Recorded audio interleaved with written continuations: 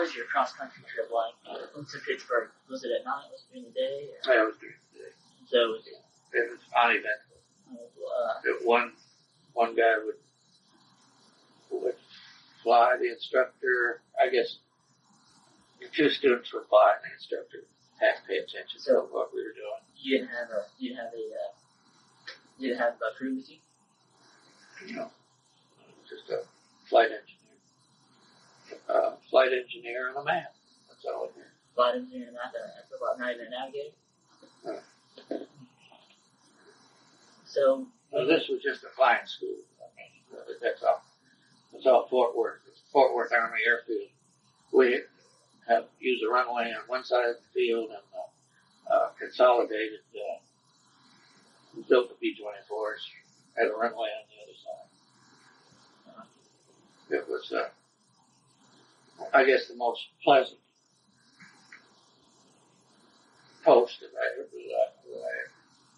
really was. Because we could get off the post, we could do things we wanted to do, get more control of your own activities, and there's no pressure. So you had to learn, but you wanted to learn at that point. They weren't forcing you to learn it. Yeah, did play golf. Was there a course nearby? Mm-hmm. Real nice golf course.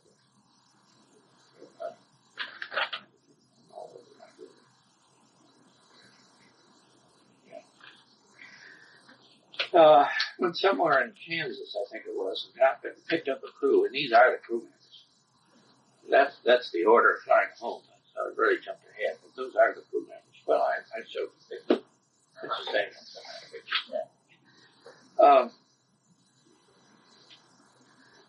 So you picked up a crew in Kansas after you got done with B-24? B-24, and then went on to Casper, Wyoming. From Kansas? With the crew? With the crew. Went by train. All together. Went on a troop train. Casper, Wyoming. From then on, everything was done as a unit, as a crew, trying to get the people together. Yeah, the officers were somewhat segregated from the enlisted. By and large, everything was. And this is what time is this taking place? What time are you in Wyoming?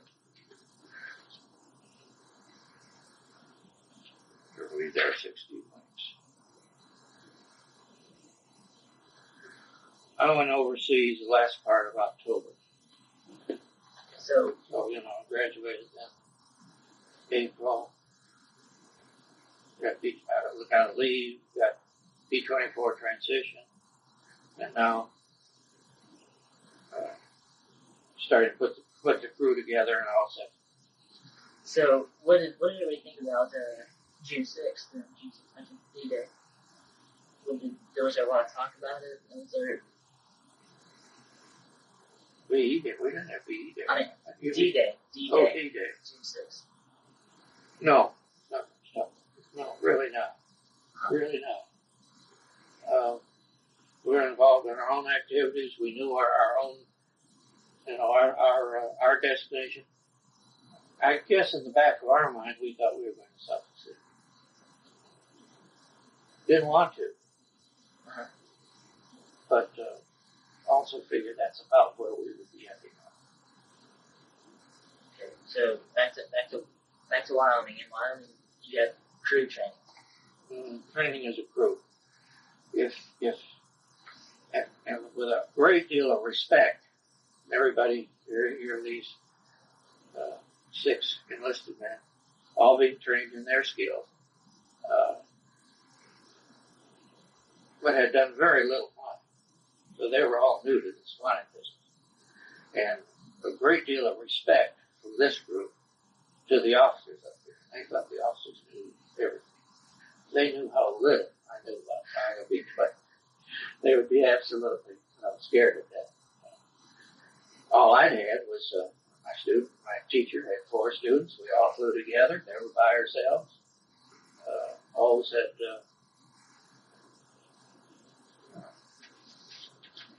that's where I in the co-pilot. He was a single engine graduate, mad that he was now a co-pilot on B-24. Nothing that he expected. He was mad. That's where I really learned to fly. And yes, I did have a number of engines. I've on 3 engines in Jasper, Wyoming. The maintenance was just terrible. Yeah, you were on 3 engines. What was the number of times? Well, any close calls landing with 3 engines, or? I guess, no.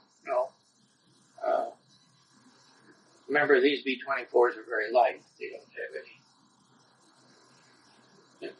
have much on them other than just, in fact, most of the turrets have been removed. I didn't know if you came close to missing the runway one time and had to make a No, I guess an incident which was real unpleasant, or the toughest one, was a runaway prop. I never had that before. I never heard anybody had it before, where the governor on the propeller just kind of gives way or something, and the propeller just goes real fast, and you can't feather it, and just throws everything out of the kilter.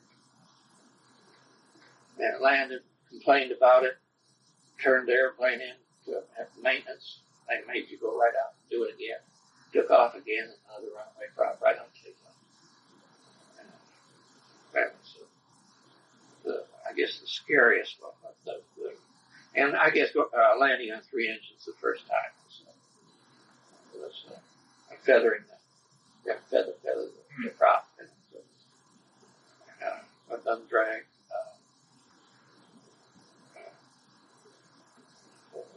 Was an experience. But that's where I really got a taste of everything. There in Casper, Wyoming, there in the wintertime, or not wintertime, but fall. And, a little bit fall. Casper, Wyoming, I guess you could go off the base, but why? Casper, Wyoming, second largest city then in Wyoming, population 6,000 at that time. So their biggest day of the year is a rodeo.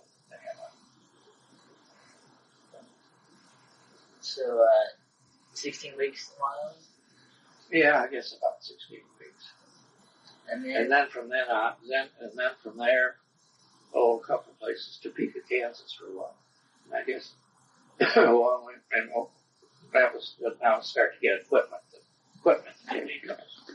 Let's start putting together. All the group members going.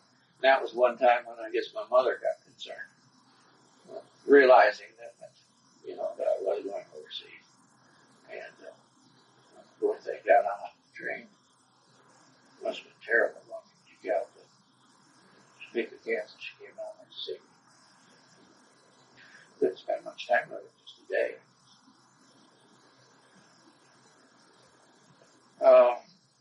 And by train, we went to Newport News, Virginia. Our group, we weren't taking by now I had one friend left out of all of this business, Don Newell. So he had his crew, and we had our crew and a couple others. Embarked on a boat, on a ship. Again, one of the nicer experiences. The ship was USS Columbia. It's I don't know from what country it came from, but it was a little ship that was a cruise ship on the Mediterranean. We went on a big convoy, tremendous convoy, but here was our little ship. The officers used the passenger accommodations. We had 4 in a room rather than 2 that you would get on a regular cruise. The Normandy, the big French Normandy, and the Columbia was a French ship. The big Normandy was in New York Harbor. It burned, and we had some of the kitchen, the chef off the Normandy.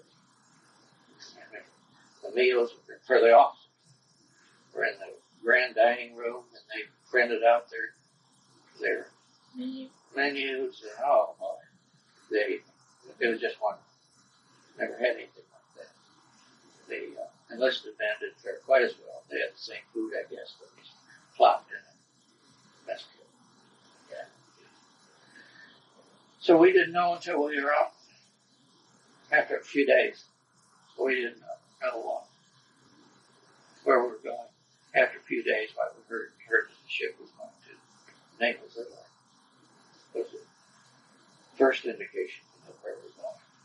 And, were you pretty much still with your same team? Mm-hmm. Same team. Yeah. But on the ship we didn't. Like we were isolated. Yeah. Just like you are on a ship on classes. Yeah, I understand. And so there were other people, other men on the ship. It wasn't just our two crews. I guess we only had about 4 air crews a lot. But there were people going through back on what was it, the 5th Army? The 5th Army in Italy that was fighting from the bottom up. The 3rd Army? Pat, no, he was in the 3rd Army. Like Sicily, was it? He was in the 3rd Army was in the... I can't think who that was. Anyway, they were fighting the Big Red One. Big Red One was, that was Africa and Italy. There might have been some in Italy, but there was a lot of the First Army landed on D-Day. Well, anyway, there were a lot of those people that were coming back. They might have been injured and coming back to their army, or officers that were on leave and not coming back. Because that fighting started early and never did finish. It was still, when the war was over, they were still fighting. Mm-hmm. Anyway, there's some of those on there. So, then we never disembarked in it. Well, we disembarked going on another ship. Okay. What was the exact unit this we were part of?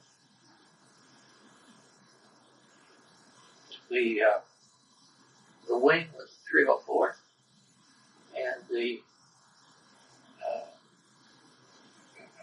were in the 454th group, in the 732nd Squadron.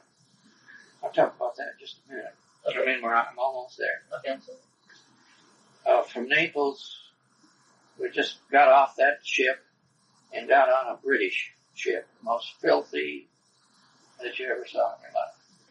Everybody had a hammock. The hammocks were in layers. Biggest mess you ever saw. And but again, we're down to 2 crews now. Don Newell and the Oakland crew. Out of all of this, we started way back here. And we just went up on the deck of the, just lay down on the deck. We never went down in the whole terrible hall. And we went around the bottom of Italy to Toronto. Toronto was a base. Here's Naples over here. It's the major port, Navy port of Italy. And this is Toronto. And there are all these ships up in the harbor.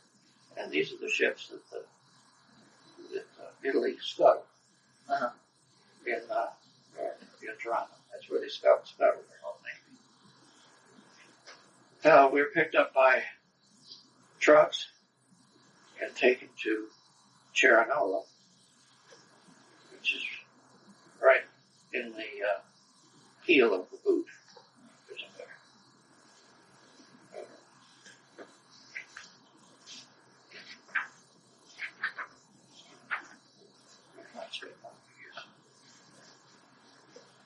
And it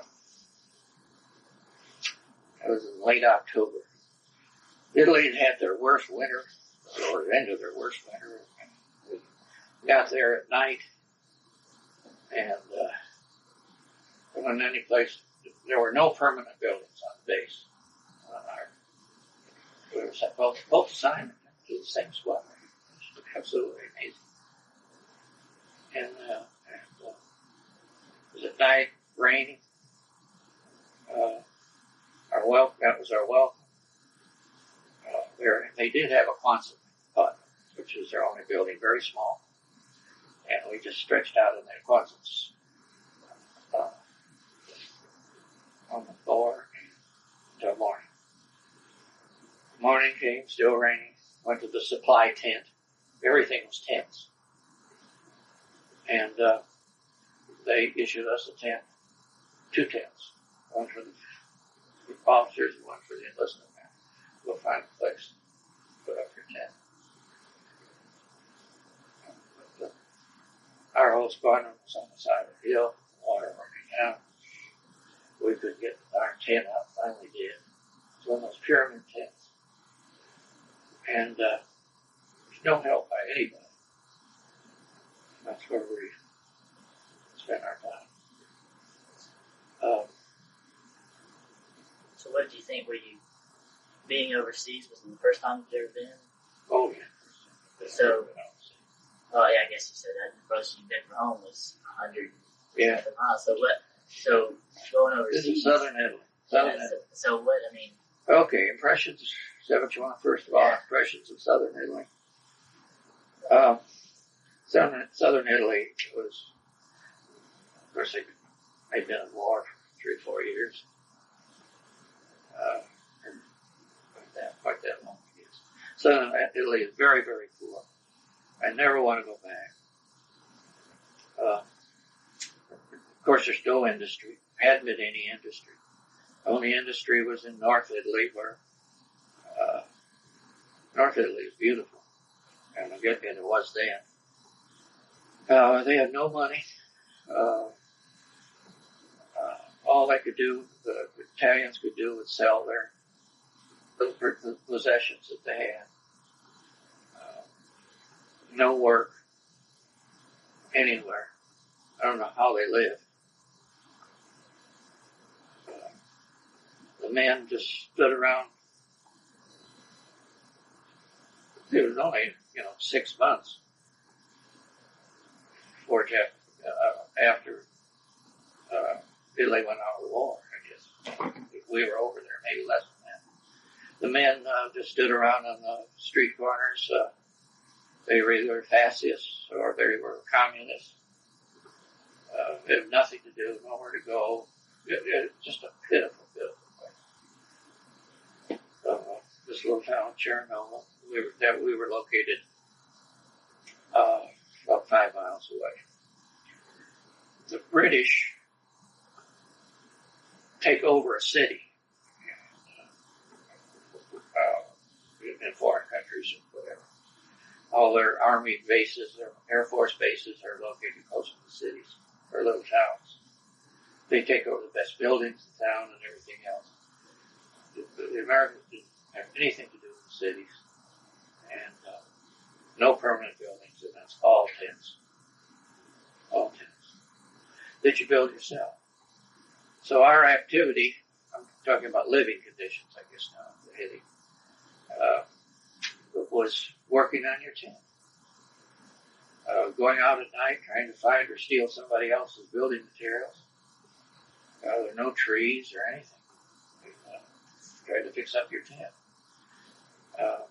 Going to the dump, airplane dump, and taking stuff away from the dump, bringing it back and fixing up your tent.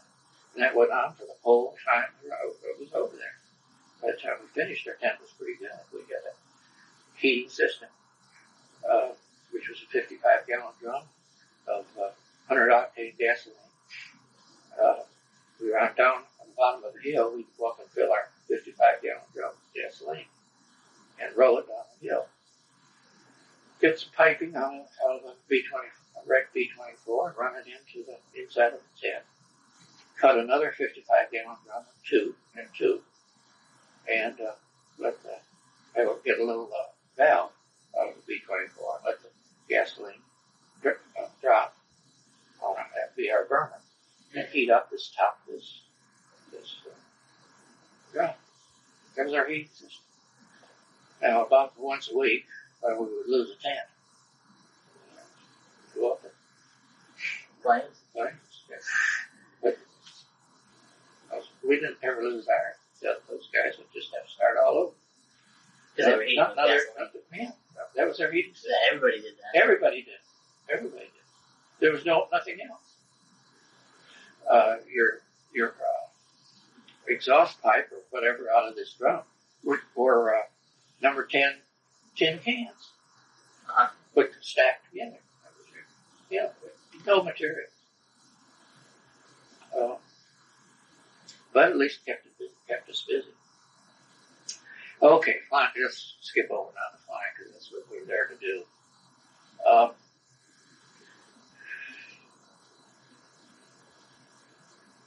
304th Wing probably had, I don't know how many groups. They were all B-24 groups, except there was one B-17 group. I know the B-17s got all of the glory of the war, but it was the B-24s that fought the war. There were more B-24s. They made about 16,000 of them, and only, maybe half of that, a little over half of that, maybe a B-17. B-24 was a little bit later design. It flew higher. The B-17 flew higher. B-17 flew higher, right? Is that what you're saying? No, the B-24s could fly higher. Really? Carry a bigger bomb load. I thought they could go faster and carry a bigger bomb load, but I thought the B-17s could go higher because the B-17s just fly on top of the B-24. Just call it B-24s. I don't know what my understanding. I don't really know about a B-17. I know it flies very smoothly, but B-24 did fly well. Did you ever get a chance to fly B-17? No. There's a good article on B-24. I'll take it for free or whatever. But it's a good one. Yeah, it's great. B-24. Anyway, so. Yet another yearbook. This one took me really by surprise. The war was over. War in Japan was over. The whole thing was over. And this thing came in the mail. Just give you an idea of what that looked like. That was our squadron. Okay, there probably, I don't know how many groups there were in the 304th bomb group. But all of the airfields were located just right around the spur of the boot in Italy. We were all located right there. But in each group, there were 4 squadrons. And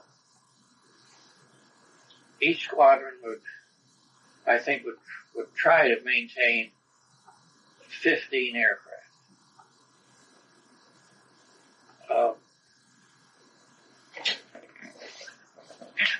The object was to try to have 7, at least 6, but a maximum of 7 able to fly a mission each day, which was almost impossible.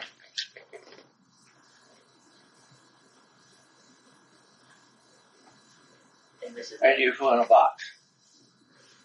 And the box, this one's higher than that one, and this one is higher than that one. This is now lower than the first one, and then this is higher. This is higher, and that's lower. You see how it'd be stacked.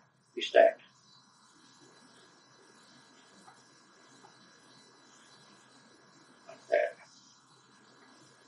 Upward, this way. And that would be one in the group. And then there'd be another one over here. And your 4 groups would fly like that in a box. A bigger box. Another box like that one. That one. Like that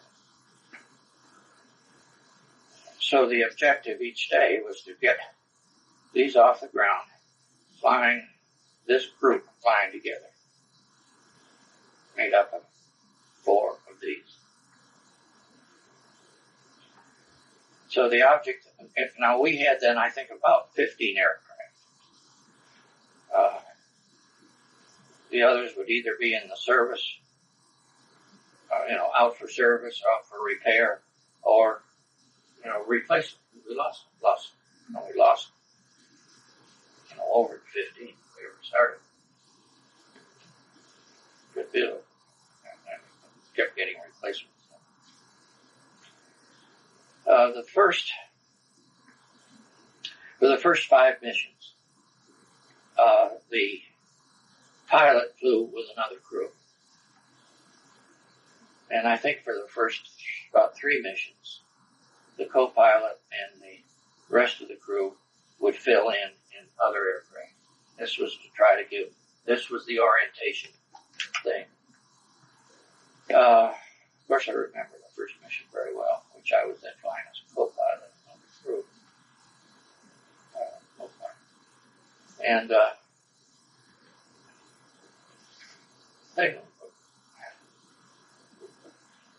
our biggest problem, other than weather, was flak. I had a piece of the flak. I could get that, but I don't need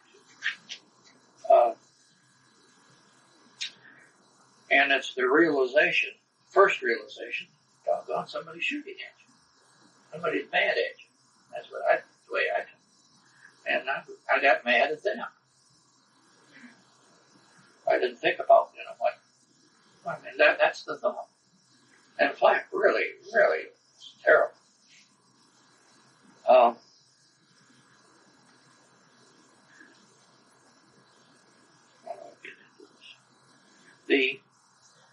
I think the first missions that I would fly over there were against oil targets.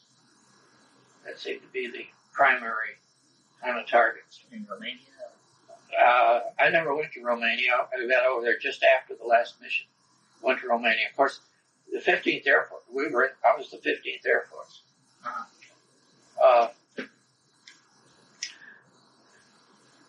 The 15th Air Force targets definitely included Romania. And this is our group, the 454th Bomb Group, which I was attached. 454th Bomb Group maybe had, 75 pilots, so 75 crews.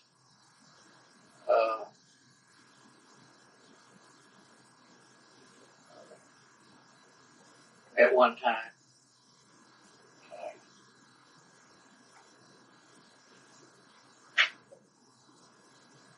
It was organized in February of 44. Well, its first mission, at least, not organized. It was its first mission in February 44. And the final mission in, would be May 45. Before Europe was over. So that's 14 months. February.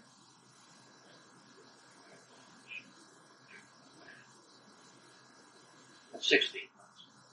So it was in place then for 16 months. And I was there for a little over half of it. I was there when the war was over.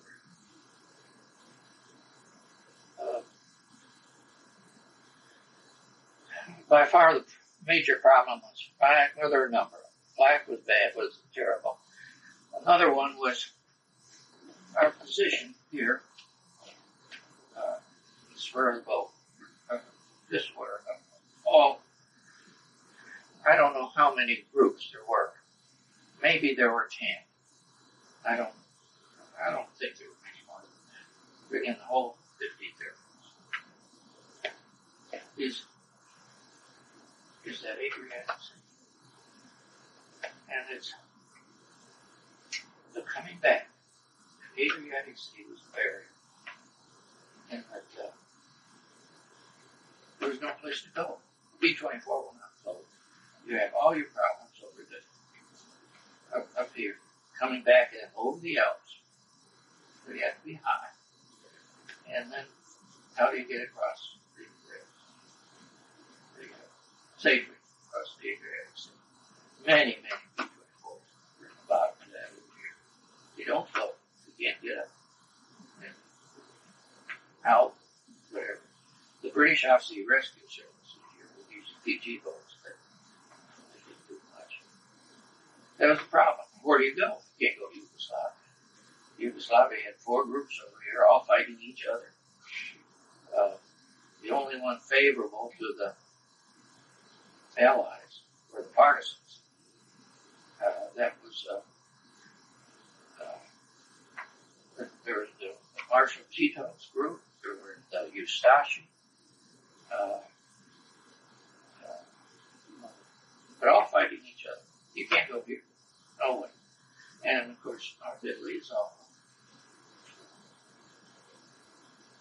The line was just above Rome. So, anyway, I just pointed out this area involved any number of times. So that first mission, where were you headed?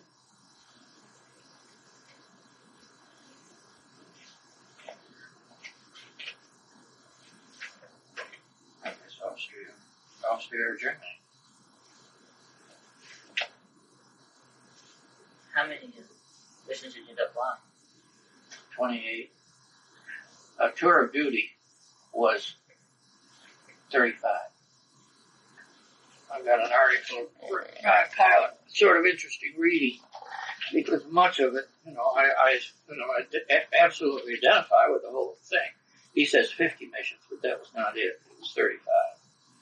I don't know how they mixed it up. I think at one time there were 50 sorties, but a sortie meant any time you took the aircraft off. But anyway, he only shows his 35 missions. The way they did that was, when the British 8th was of course the other heavy bombardment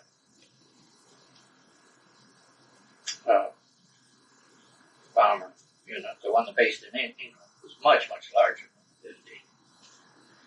Now they had all the targets up above this, and we were of course responsible for this. We did get into Germany. I don't know when they started. When they started, they had a terrible start. They were bombing missions. We read about the British did the nighttime saturation bombing, and the United States said, "No, we'll take over the daytime bombing," and they just had a terrible start. And I think they started with 50 sorties or something like that. But anyway, a target that nobody could ever get. If anybody ever got the 35 missions out of England, or the 50, I guess 50, whatever. But they go back to the United States on bond tours because it never happened. Nobody ever finished it. They moved the target down to us on 35 missions, and they were 35 too. But anyway, they keep the target just a little bit unattainable. And this is an interesting article. He was one of he kept a diary, which I had.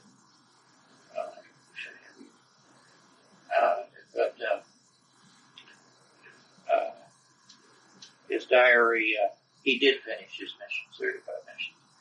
And he was in the same group, living in a tent not very far from mine, and had some of the same experience.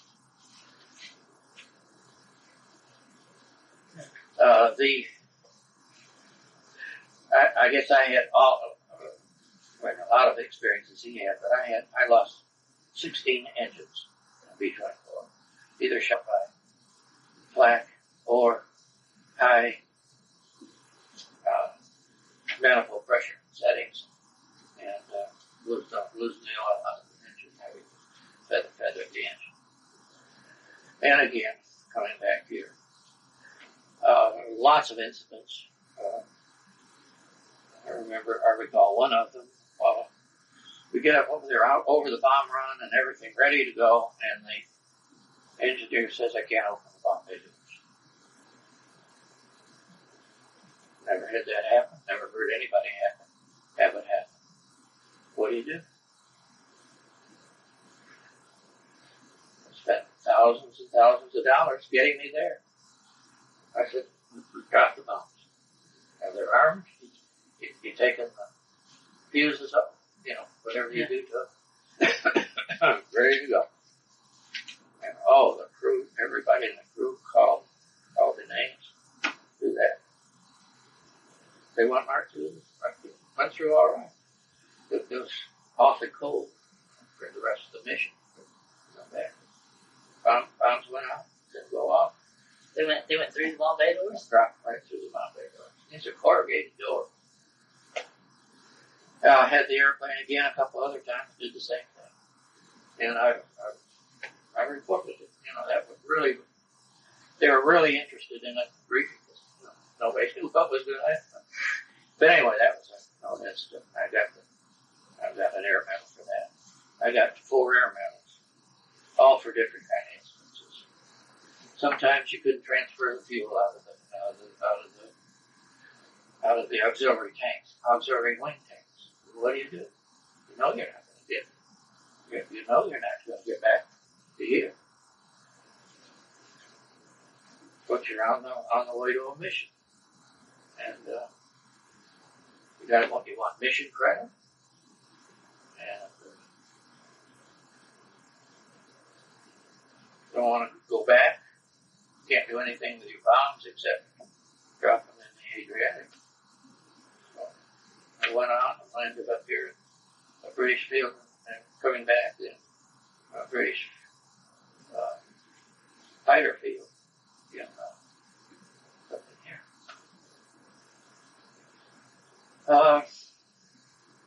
That was another air medal. An air medal was for meritorious service, I think. Reads.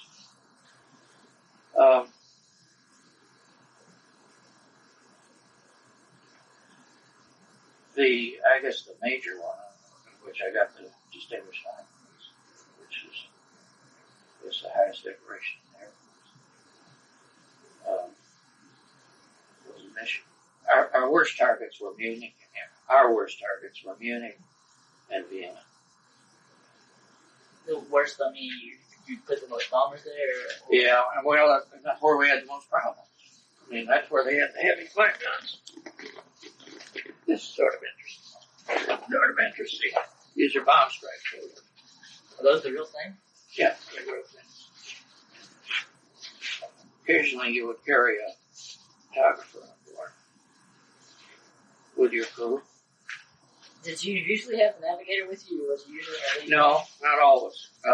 We ran short of navigators and bombardiers.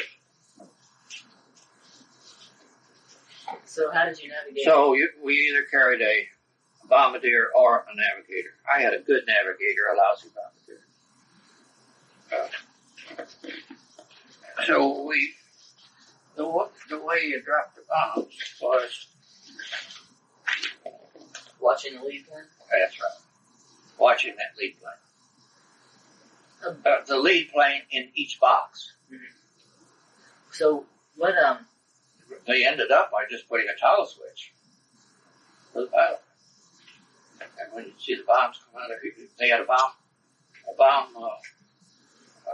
smoke bomb site in north of the bomb site here and here. Nothing in the rest of them. And they just put a toggle switch and you see the bombs drop. So they felt that was better because it kept a concentration better of bombs. The readings of bomb sites. When you landed at that airfield in the British airfield, did you have a navigator with you? Oh, that. Yeah. Okay. I tried to keep him. I keep my navigator. bombardier liked a whole lot, Jewish boy, but he was really a goofball. And I'm told that he did a lot of sleeping. And I told you that the navigation was just horrible. Equipment. Yeah. It was just terrible. I mean, that's the biggest change, I guess, in aviation. Biggest change. See, our worst target was Vienna. I guess it was going to Vienna. Over Vienna. Our box really got hit by flak, and you really knew when you were going to get the flak. If they do those big 88s or whatever they used, could get the direction. But what they couldn't figure out or get was altitude. Get the bomb to explode at the altitude of the formation. Uh-huh. That was the hardest thing. Now you knew when they had it because the burst would be right in front of you, and you couldn't change course, couldn't do anything. Stay right with it, and you knew when you were going to get it. The Germans tried every possible way to. Let's see. This was the early days of that first jet. I forget what that German jet was called. The 46 or 16. I could look it up. I forgot. Anyway, those things they said would only stay up 10 minutes. I don't know. We were told that first jet would only stay up in the air. She saw it. 10 minutes, yeah. Oh, reported. We were the first ones to report it. Really? Yeah. Anyway, that thing would come up and just in a flash, check that altitude and go back. We knew it was doing. We were told then in briefing that it was going up and getting that altitude, so they could adjust these heavy flat guns, of which at Munich and Vienna there were like 400 on railroad cars. And as the lines kept coming in from Russians and Allies, the targets got more concentrated with those heavy flat guns. Uh-huh. There were fighters. But the fighters, when I was there, were working on the stragglers. They would attempt to come into the formation. Mm-hmm. They'd threaten, but really wouldn't make it serious. Another way on altitude, by that time the Germans had B-24s coming out of their ears.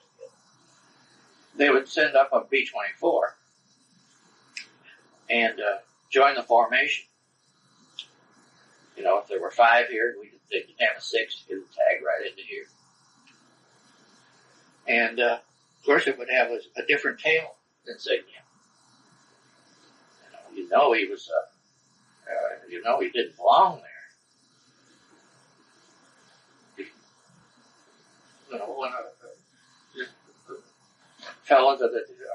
plane that had gotten separated from his group. Uh-huh.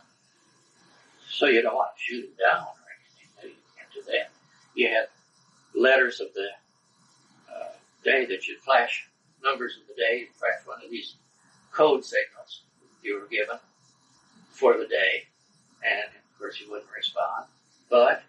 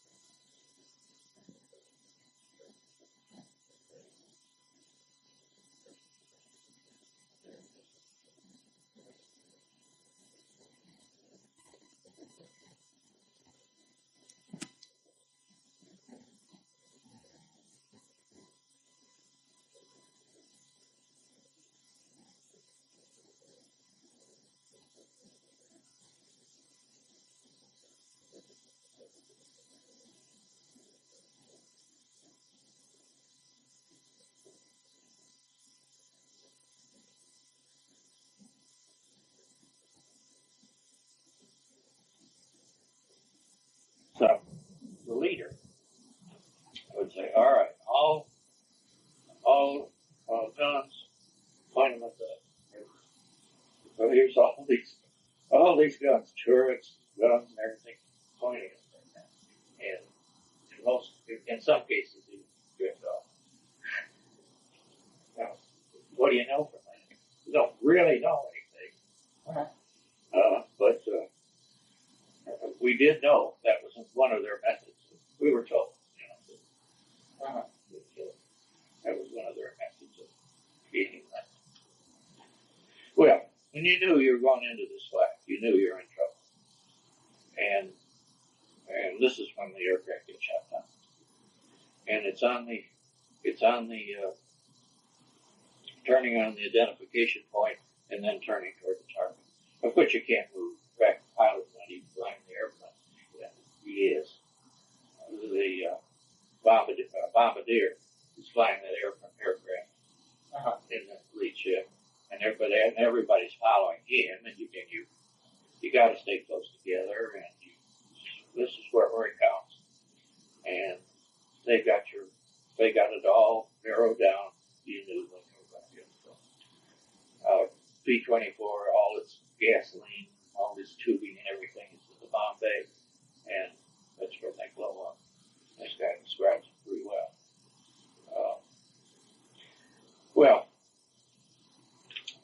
I had one engine, in this instance, one of the engines shot out at the, let's see, this plane blew up. This was Don Newell's. I was over here. Don Newell, my friend, got the debris from this one. Broke his windshield or windscreen or whatever they call it, damaged that part. But he got that. Good sure and all. I was okay. But got an engine shot out. So I was on 3 engines. And they're about 20. Our bombing altitudes are about 25,000 feet. These are pictures of 25,000 feet.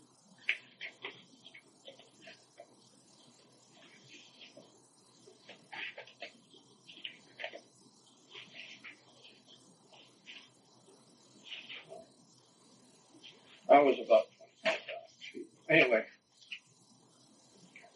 they're just showing you what it looks like for 25,000 feet. Not much detail.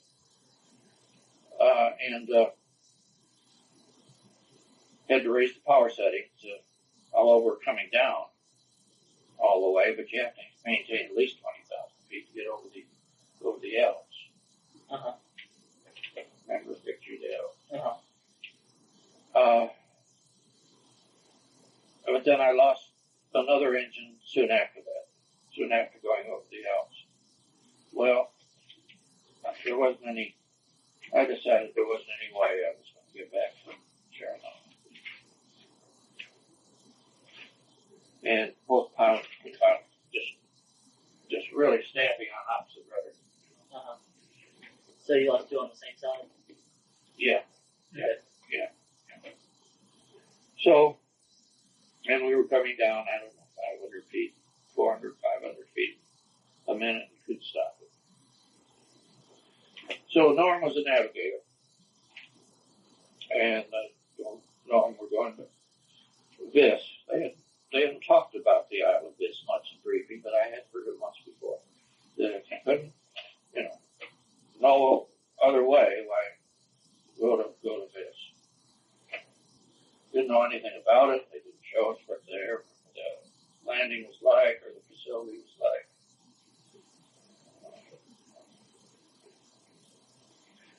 It's just right out. And this is coming back from Vienna? Yeah.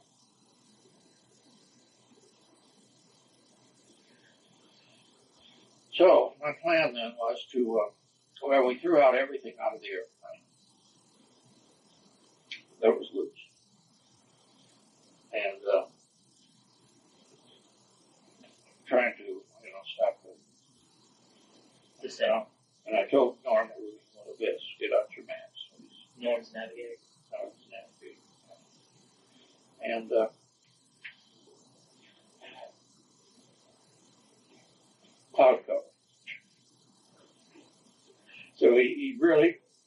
he really didn't have much to go on, and except his watch and airspeed. And I think we got down to less than 3,000 feet. And my plan was, I didn't hear from Norm. I was going to bail everybody out right here on the coast. And so, panicky. Norm, how are you doing? I said, we're doing fine. And we broke out of the overcast. I don't think it was more than about maybe less than 3,000 feet. Coming down. How much time was it like since you decided to go with this? Gosh, I don't remember. It was sort of panic still. We're coming down fast. Remember, we started at 25,000 feet. And I don't know. And meanwhile, we're just holding like this, trying to hold the aircraft straight level. And Norm, where is the silo of this? He said, right down there. And just see what he's saying, here, right down there. And we broke out, and as I say, about 3,000 feet. And there it's sitting right there. I don't know what direction to land. I don't know. I'm not really sure about the winds or anything.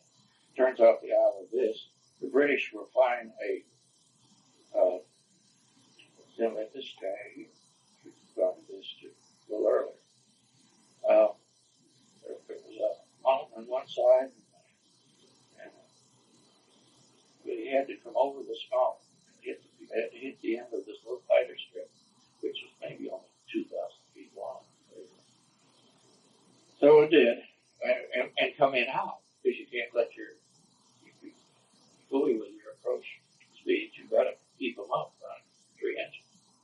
Not 2 inches. And so it came in real hot, hit the brakes, blew out both tires, and still slid into the end of the runway at a big muddy thing. And here, all of these airplanes go on both sides, all done the same thing. Not all that day, but it's a little anyway, that's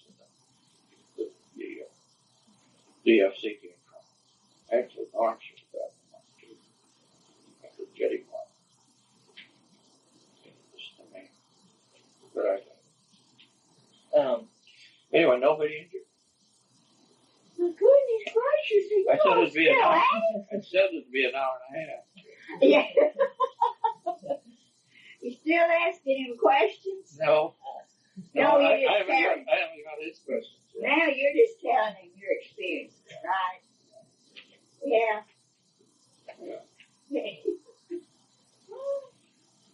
Oh, well, I'm about ready to close it up. Yeah, I had another experience that was sort of unusual. It was at Football. The war in the Pacific was still going on. And I had enough points to get out. I think all of our crew did, except maybe one. And experience to get out. And so we know we weren't going, but the aircraft, the best of the airplanes, there's the gentleman over there, the best of them wanted to get them home, and they had some high priority equipment that they put in the bomb bays, the wooden boxes. I don't know what was in them. That needed to go to the Pacific. And so within a couple of weeks of the war, the route home is pretty much described here. Let me show you on the map. But anyway, went from Chernobyl to Marrakech, French Guiana. Oh dear.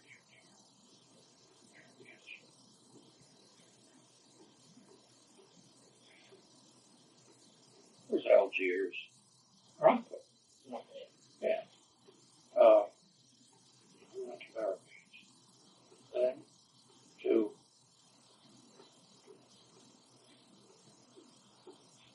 Dakar in Africa is where the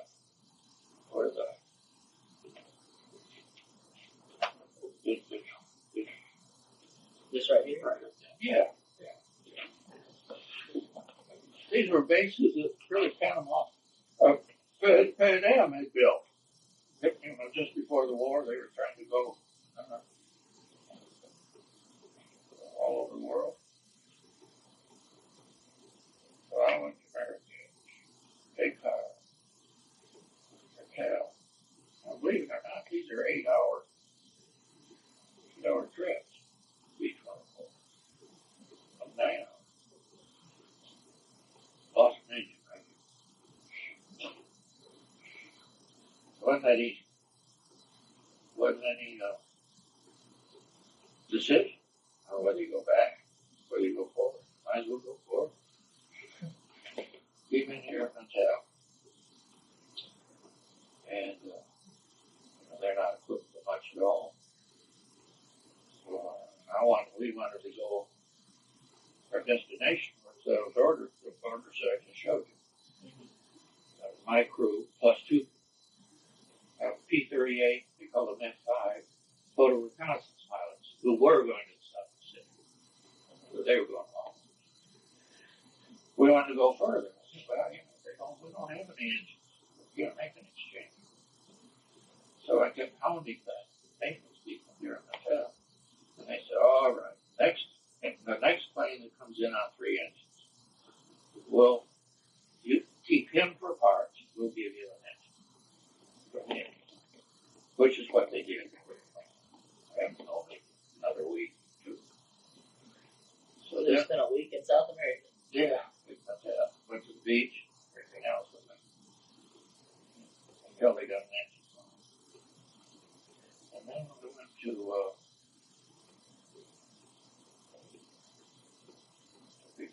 Georgetown, British Guiana, and then Puerto Rico. Anyway, that was something fun. Again, problems with how do you navigate? Just about maps. You didn't have a navigator? Or did you navigate it? Oh, yeah, right. Edmund go through. We got through that thing with nobody hurt. Which was pretty good. They're all dead except one. That was the nose gunner. The nose gunner was the youngest one in the crew. I found out after we'd gotten overseas that he got sick every time. Violently. Threw up. He was no use to anything. Nobody told me. Never got overseas. Of course, I could have grounded him. I didn't. Kept talking to him, trying to see what's on in your head.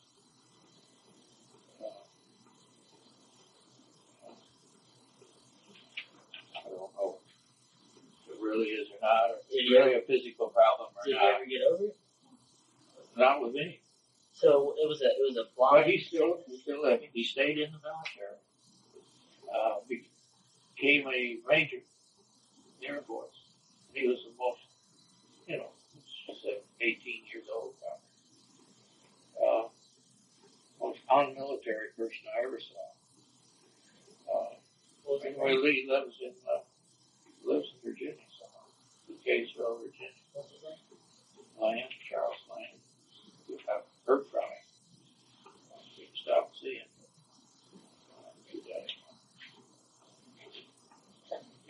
So, it's a little sidelight. Can I ask a question about these Messerschmitt jets? Yeah. I think it's 262. 262, I believe you're right.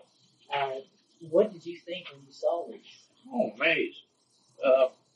We didn't know what we'd see. We hadn't been told the truth. Turned out that, it was confirmed by other ships in our formation. We didn't know what in the world was. We were then told. They knew what they already knew. Yeah, they already knew it.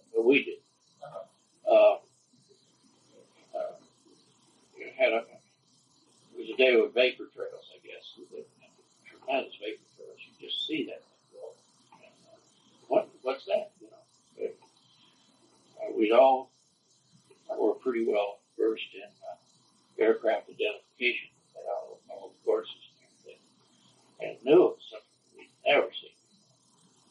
What is it? Didn't even know who it was. What is it? Those objects.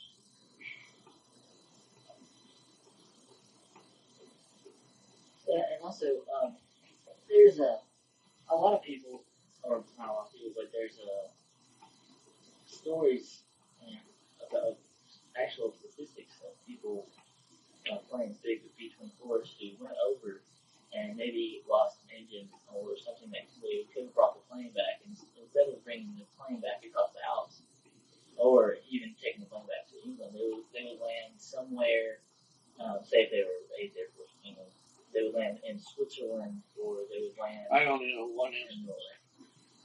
And it was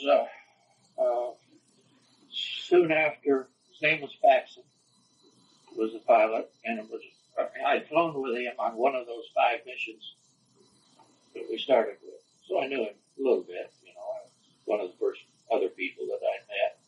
So I knew him, and he was one of our 6 people in our box one day, and I don't know where we find it. Probably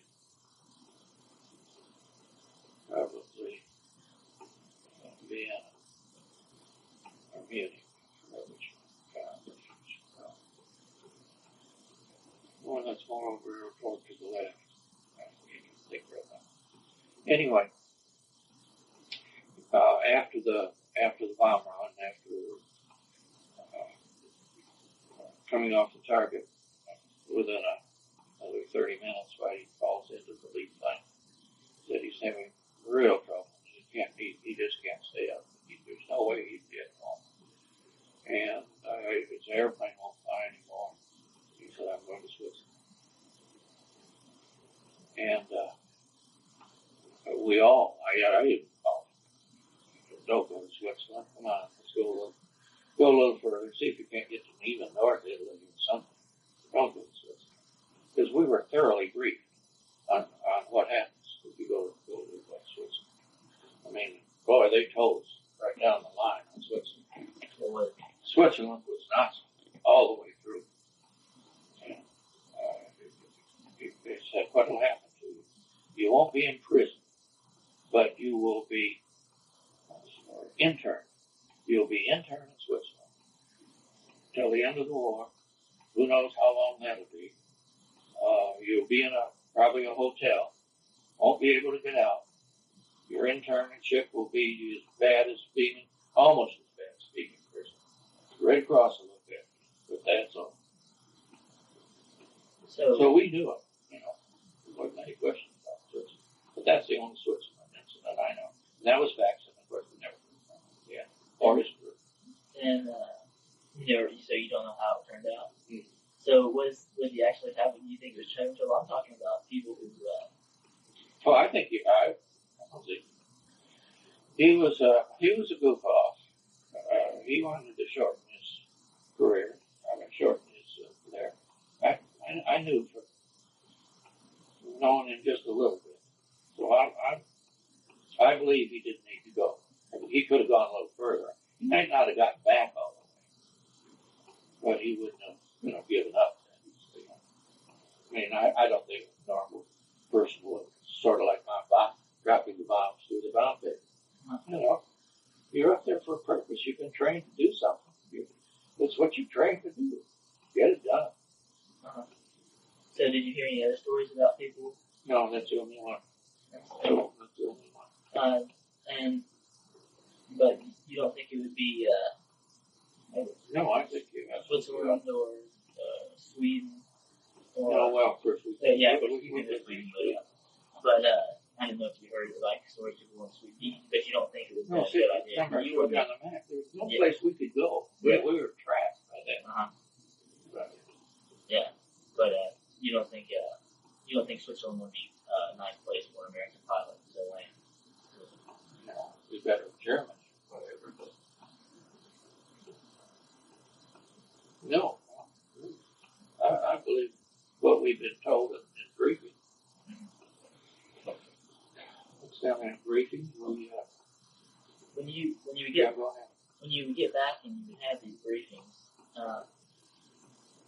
like you would have a briefing and then you'd go to bed that night, or what time would you leave? What time would you get back? We were usually back by 4 o'clock. In the morning or after? They wake you up. All right, that's it. You'd know the night before if you were scheduled to fly. We didn't fly every day. A mission was scheduled for us, and we would go to briefing every day. If the name of your crew follows by the Milo Oakland crew, and their airplane assignment would be posted on a bulletin board, outside bulletin board, by about supper time the night before. So you knew if you were going to fly. Well, you went to bed real early, because you knew that they were going to wake you up to go to briefing at about 4 o'clock in the morning, and tell you what time the trucks are and be there. Briefing, what time breakfast is, especially, the early breakfast, and the trucks pick you up at 5 o'clock or whatever, you go to briefing. And briefing was done very thoroughly. Why did the trucks pick you up? Trucks pick us up and take us to the headquarters, which was the old farmhouse where we were. And in the basement is the old farmhouse where they have the intelligence down there. They would then take you back, the pilots were briefed separately. Navigators, bombardiers were briefed separately, and the enlisted men were briefed about fighters, all their kind of stuff, briefed separately. Then you all got together, and the chaplain could be any denomination, because we had several, would pray about the mission, that it would be successful. Helping the war. Did a lot of people go to this? Oh, everybody. And we get back safe. We were doing God's will. Getting end of this war, dictator. There wasn't any thought about this Jewish problem or anything. That wasn't part of it. Mm-hmm. Jewish people lead you to believe that it is, but that wasn't at all. Wasn't even involved until the war was.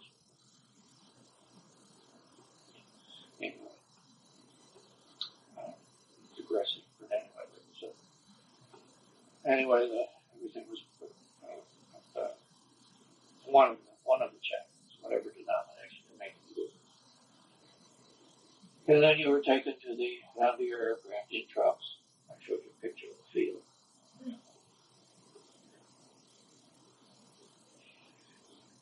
We had electric suits that we put on those days, which are like electric blankets, or one of them. A little slipper plugs into the suit. The mint was plugged into everything. Plug it into the electrical system and everything. And of course there's and then you have oxygen masks. Go on oxygen masks at 10,000 feet. I guess you can stretch it to 11, but not much more resolution. And you're on it for the whole mission. You don't, it's terrible days. You take it off. Did any of your crew ever pass out? Not to my knowledge. And they check in pretty often. One of us would do pilot equipment, would monitor the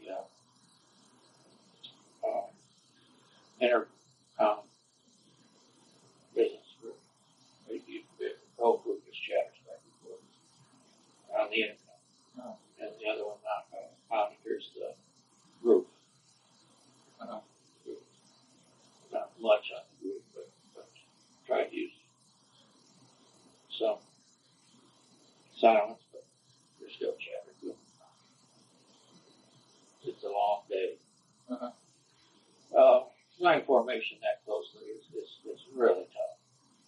And as you get into over enemy lines, you even get closer and closer, you're right up together. We had what they call fighter escorts would pick you up, try to pick you up at when you go over the enemy lines. Stay with you pretty much until you go to the identification point. It's the identification point, and then you turn on the target. Pretty much to the attempt, and then they go down and strafe or do whatever their job is. And then they try to pick up the stragglers. Coming off the target, they come off with a violent current. The whole 7 shifts. Ooh, down. And to change the altitude as quickly as you can and get the airspeed up as fast as they're ready to go. And then you check the formation checks for the major problems, checks out who the stragglers are, and sometimes ask for fighter escort. Sometimes you get it, sometimes you don't. I got it a number of times, and it's usually it was B-51s, B-38s in my time. The B-51s were the ones who gave you cover, but they couldn't stay with you very long. We'd be flying so slow that they just drop flaps, drop wheels, everything else, and try to stay with you. And they'd give up and take off. But it's it's reassuring to know that they were there. I was going to say that we're back on briefing.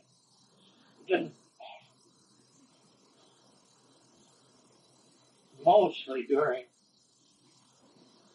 the year, the group would only fly 15, 16 missions a month. And that was because of weather. Mostly weather over Italy, where we couldn't get the formation together. The way you would take off would be the way that you would take off at 30-second intervals. But joining that formation, which would keep circling, until you get you get your 7 airplanes together, and then you get your 7 airplanes with your squadron, with the other 3 squadrons, and your group flies together. And mainly weather over Italy. Sometimes weather over the target, but they would try to find an alternate target. And it was the P-38s that they used before a mission would take off. A P-38 had gone up there and checked the cloud cover over the target. Now, this is before the days of radar. And if you couldn't see your target, you couldn't go. We would have alternate targets, but they were lesser importance. And we sometimes went to the secondary targets, but in the main, it was your primary target was covered when it was just full. That's why there were only, I don't know how many missions we flew. I flew the last half, as compared to that other guy that wrote his article, kept his diary. What did you eat while you were there? Always came. They called them sea rations. Oh, really? And always came. The only meat was spam, which was a type of pressed ham, and they fixed it everywhere. They would fry it, they would bread it, they would bake it, everything. It was everything was canned. British don't do that. They take over whatever the city has got. The Americans Brought everything home. So I always canned. First powdered potatoes, of course, I've ever had. And then Powdered eggs. powdered eggs. Yeah. And I guess everybody smoked cigarettes. Everybody smoked cigarettes. They gave me everything. Couldn't buy anything over there. There was one PX serving all of the groups there in that little town of Chernobyl, operated by the Red Cross.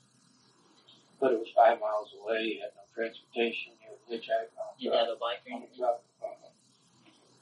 You had hitchhike on a truck. Most of the trucks would stop by and stop and pick you up. It would be a whole day's thing to go in, and they didn't have much PX. But yeah, everybody smoked cigarettes. They gave those to you. They gave you about 3 Coca-Colas, a couple of cans of beer. Sometimes they would have toothpaste. Sometimes there'd be something special. Other than that, sometimes a can of tomato juice, a can of orange juice, and those were weekly rations. Milk bottles every day. And Did you ride a lot? yeah, I didn't have a girlfriend. I wrote to my folks, not as much as they wrote to me.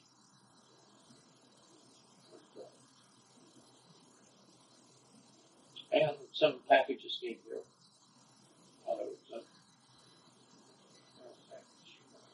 Did you carry a Fort Alabama? No, you had to turn them in. They'd issue them back to you when you went on a mission.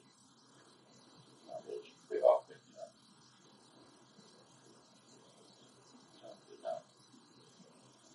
And there weren't any that I know of. And you couldn't go out into any towns there near the Yeah, you go to this Chernobyl, but there wasn't anything there. There was nothing to buy. We had nothing to sell. We wouldn't eat it. They didn't have spaghetti or anything. We couldn't eat it. Didn't want to. Dirty, filthy place. Still don't. I would go. Rome? No, Italy. I mean, Right, he wants to Chernobyl. take me to Rome. No, I won't go there. Yeah, I've been to Rome too. You have? I've been to Rome. I went to Rome this past time. And Oh, did you? yeah, the history is great. The food's not that bad. The people, it's a culture that I just don't. I think Understand. it's not that I don't understand. It's just that it's dirty. No, Dirty, filthy. It's That's dirty. what he said. It's dirty. But I want to see all that. You know, I want to see It's something to see. I'm fountains, glad. all those fountains. I'm glad I went. I'm glad I spent 3.5 days there. Did you really? And I'm glad that I went. I saw a lot of stuff. I went to the Vatican City. You know, Vatican City is nice. You saw St. Peter's. But Wasn't that but unbelievable? I think that was enough. I think 3 days. Oh, The Italian trains, horrible. You go on any of the trains, the Swiss trains. oh, yeah. The Italian We've trains, been on. worse. The worst. Yeah. We've been on some of them too, Florence and Venice. But We had 2 rest places. One was to go to Capri, which is down off Venice. Off Italy. Naples. And the other way is go to Rome. And Rome had just, the lines had gotten above Rome not very long after I was there. And so I chose Rome, and I could take one person with me, and I took my navigator. So, how many days did you spend in Rome? We might have been there 5 days. But that was a little. What did you do in Rome? Went to all of the historical places. As you say, I went to the Vatican. And the Pope was giving an audience. We were going through the Vatican. We were going around there, and he was giving an audience. I don't think whether it was special or what it was, but we heard that we could go. And so we went. There were maybe 10 people in the audience. 10 people. So you went? Yeah. I've never heard that before. 10 people on the Pope. Yeah. I don't understand what he was saying, what he was doing. Nobody interpreted anything? No, nobody interpreted anything. It was just, I don't know whether this was a regular thing. Did he touch you? Or? Yeah. Did he really? Yeah. You never One told up me and that. down the line. Well, I don't know what he was doing, to be honest with you. He was blessing you. He was blessing you. I know. You know, you're blessed from then on. Yeah. Oh, I didn't know Well, that. I tell I didn't you, know that. I'm afraid after that. James is not going to be blessed. You're going to get in the worst traffic you have ever seen. But you don't care. You're young. So did What do you you mean think in the about traffic? that? What do you mean the traffic? You know what time it is? No. 4:30. No. That's just the worst time. You don't have to even think that. I'm enjoying this. So you're not I'm worried not about it. worried about Well, it. I mean, I'm thinking about how you could go or the best way to go, but there's not any way to go. It's just going to be bumper, and there's no telling how long it's going to take you to get home. But I know you all didn't realize it. No. We haven't even had that Coke. You haven't? Well, I'll bring you one. We haven't even taken a break. Why do I have my award? Well, you have to come back. No. You got- no. Oh, we're not doing this. Oh, sure. No. Yeah. Oh. So what is But that was an experience, and see, I was doing that as I was about your age. It's like you're gonna really have some experiences that you'll never forget. So when you came back home, you I guess you arrived. Do you remember? Thank you very much. Now you have. Yes. Yeah. What day did you get back? What, like, remember the day? Let's go early June. Maybe still in May. I just wanted to get rid of us. Those that wanted to stay in service, and I didn't want to. On that last, those orders that I gave you that had the group members that showed their election of whether they wanted to stay in or get out. And I had no choice to follow the war in Japan. Pacific. No, I didn't want any part of it. I wanted out. And so they took me home by train. Real long trip, probably took 2 weeks. Savannah, Georgia to DeKalb, Illinois. Rockford, I guess it was, where my folks picked me up. Stayed there, I guess, 30 days, and I had orders to go to Deming, New Mexico, of all places, way across. And that was just a holding period, just to go somewhere. Flew 4 hours a month. That was enough to get your flying pay of $75. The pay was $150 a month. $75 extra for flying pay. That was the pay of the first lieutenant. I don't think it was any more than that. Maybe it got a little bit more as the first lieutenant. And then the people at Deming, New Mexico, airfield, didn't see any use for us to stick around. So they said, well, let's cut orders for you to go home. You're still in the Army, Air Force. You still wear your uniform. But you're detached, Deming, New Mexico. And that was then into about the summertime, I guess the war in Japan was still going on. And so what I did, I was still in uniform. I was still in the Army, Air Force. I went down to Champaign, Illinois, enrolled at the University of Illinois. And I was in law school when I left. You could go to law school. enter law school your senior year. UT doesn't that way now. In those days you could. If you had your major out of it. And so when I went into service, I was came out of law school. So I went back to law school. Stayed in law school for the rest of that, for that year. And then fell across the street.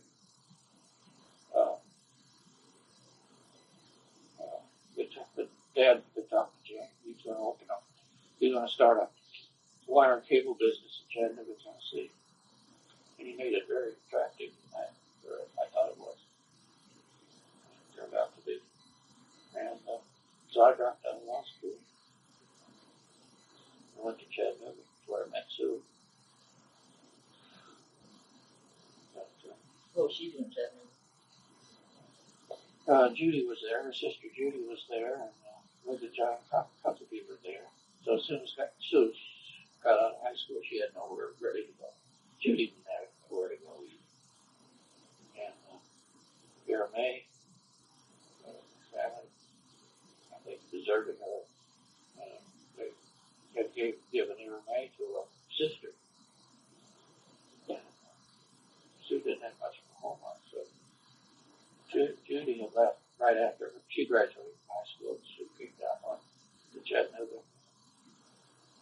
stayed with Judy, and got a job at the bank in Chattanooga. Really through Judy, and she was married to Andy, who was killed a few years later in an airplane accident. You know that. And Judy's first husband. And the father of her two of her children.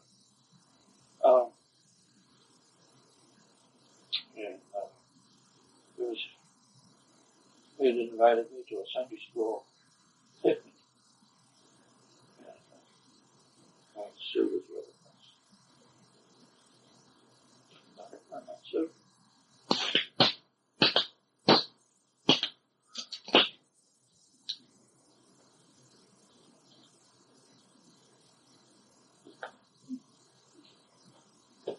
So what year did you get married? 1949. I got to Chattanooga in 1946.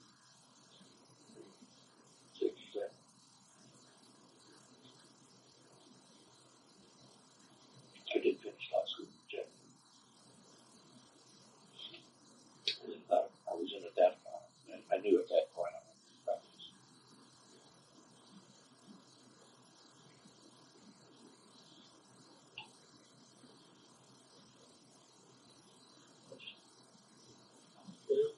So I was to career in the wire business.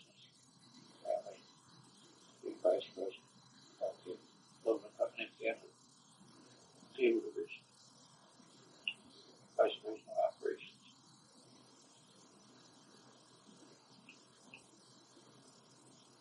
And you had 2 children?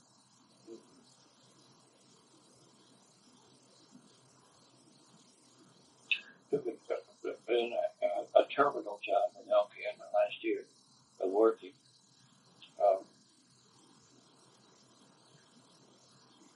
Left the cable division, which was headquartered here in Atlanta. I went with LKN International. LKN International had an office in, first of all,